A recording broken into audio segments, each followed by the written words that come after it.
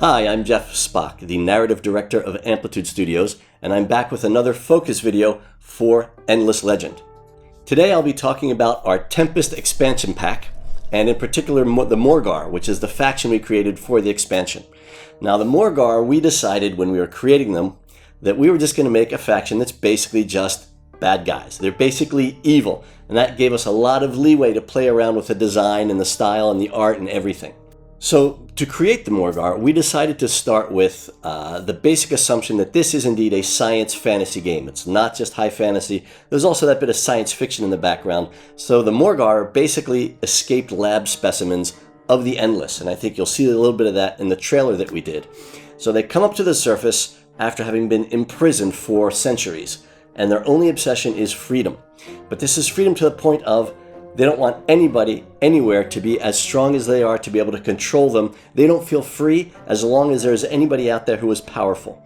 So they're this faction that's going to be very obsessed with conquest, with control, with domination, with like this sort of very demonic sense of freedom where they want complete liberty to do whatever they want.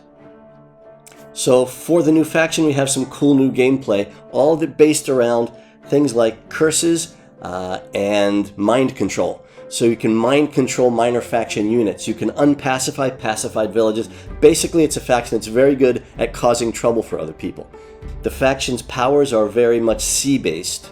So it's weaker on land, it's very strong along the coast, very dangerous along the rivers. So there's going to be a lot of geographical gameplay as well going in, and a lot of thinking about your strategy for attacking other empires.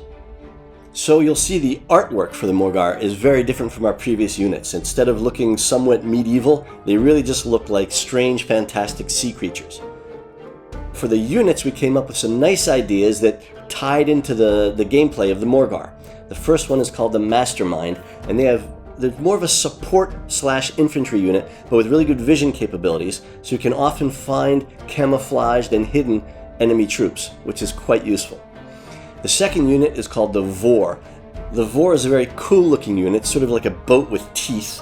It's a very solid attacker, and it has very good defensive capabilities. So it's kind of a little bit of a turtle unit that doesn't look like a turtle, trust me. The third one we called the Leviathan, and that's this very big, very dangerous creature that can make surprise attacks coming up from underneath the enemy and then attacking him, like the old classic sort of sea serpent out of mythology. So basically what we have in the Morgawr is this very, very ocean-based faction. And it's really interesting because we have a lot of content, a huge amount of content in the expansion pack that has to do with making the oceans as interesting and as playable as the land. There's over 50 new quests that deal with the oceans.